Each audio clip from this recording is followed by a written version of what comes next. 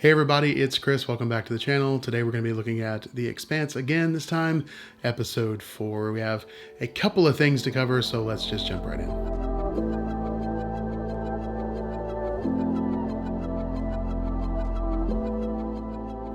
Okay, first up we're going to talk about Fred Johnson.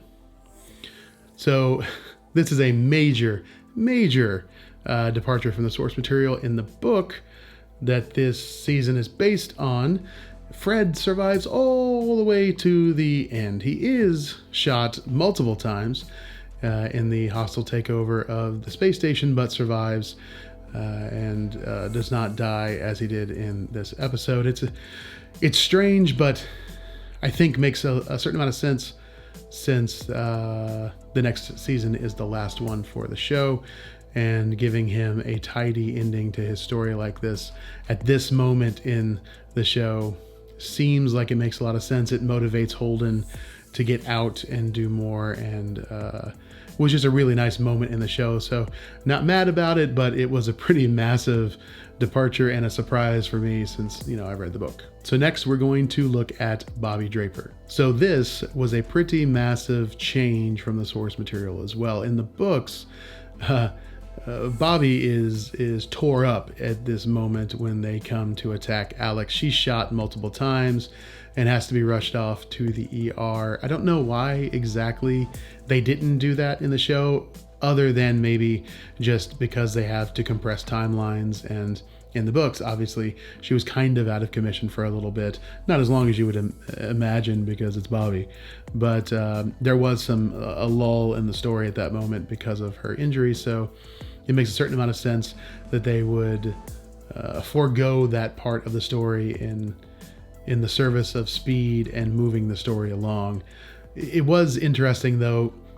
Bobby thus far has been larger than life and almost feeling indestructible when you read about her or see her on screen. So it was a good moment to be reminded that she is a person and is just as prone to death as the rest of the people in The Expanse. So I did like that moment in the novel and did miss it in the show, but I get it. I understand why they decided to move it out and have her not really be hurt at all in this moment. Next up, the investigation. So at this point in the novel, give or take, because the story jumps around a lot in the novel and it's jumping around a lot in the show, Alex and Bobby are running down things on Mars, and Holden, who has now been left as an empty nester, as he says in the book, is filling his time by trying to unravel a mystery that Monica had kind of clued him into, which were the ships that have gone missing. They go through the ring and then never come out the other side, and possibly are showing up under different names and registrations in other places. And while these two investigations are going on, they start overlapping as messages are being sent back and forth between Alex and Holden and Amos and all of that stuff. So I really kind of miss that thread in the story, and it should have shown up really in this episode. They could be pushing it into later episodes, but I don't think that makes sense, because in the novel it really happened around this point when things are happening with stuff on the station and Alex and all of them being attacked on Mars, and of course Amos having an asteroid dropped on his head on Earth. So I really hope they do bring that in, because one of the things I loved about this show and about the books is the interconnectedness of it and the mystery and the intrigue that you would find in each episode. A lot of times it was about the protomolecule and who had what and who was going to do what and how was it going to be used.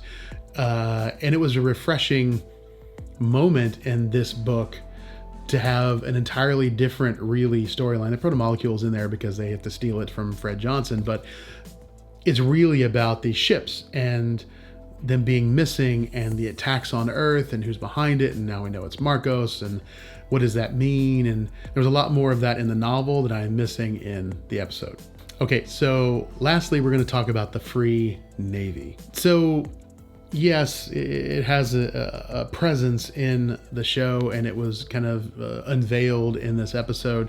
But man, it's way more intimidating and impressive and scary in the books, because you find out the majority of the Free Navy are modern, up-to-date, fully spec'd out Martian warships, which is terrifying since, as we found out in the earlier books, while Earth has the largest space fleet navy, they're all older ships and are outclassed technology-wise, capability-wise, maneuverability, all of those things, by the Martian Navy. The only reason Mars hasn't just wiped everybody out is because they had fewer ships. Their ships are superior. You see that with the Roci and how amazing it is for a small attack frigate that it is. So knowing that Marcos has a fleet of Donager or around that class, so knowing that Marco has a whole fleet of these advanced Martian warships at his command gives his threat more teeth and more presence, and makes the threats that he is making actually come across as something he could pull off, which I don't really get that from the show, which is kind of a letdown, because he in the novels really is a threat at this moment in time. And they could be saving that reveal of the fleet's composition for later in the series, but it just doesn't make any sense to do that. I think they're just not going to really play that angle. They're going to be focusing mostly on the fact that he hurled giant asteroids at Earth and destroyed large swaths of the of land and sea, which is terrifying enough in and of itself, instead of playing both sides of that coin. But we'll see what happens in the next couple of episodes. So one thing I did want to talk about that I did not talk about in the previous episode is some stuff that happened with Philip. As I said in the previous episode, I liked how they skipped a lot of the opening moments of the novel and got right to the action, right to the stories of each character going out on their own, thinking that they're doing their own thing, but then eventually finding that it all kind of dovetails in the back end. Another one of those skipping moments was Philip, and I think that's actually good because they covered Philip stealing some stuff in the beginning of the novel, and it showed him being a kid and being scared, and it made him more sympathetic. So I like the fact that he's not being set up necessarily as a sympathetic character.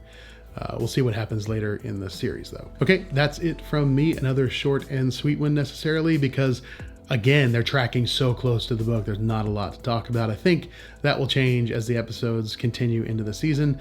I apologize for how long it's taken me to get this video out, but life is, as they say, complicated. I will see you guys in the next video when we cover episode 5. See ya.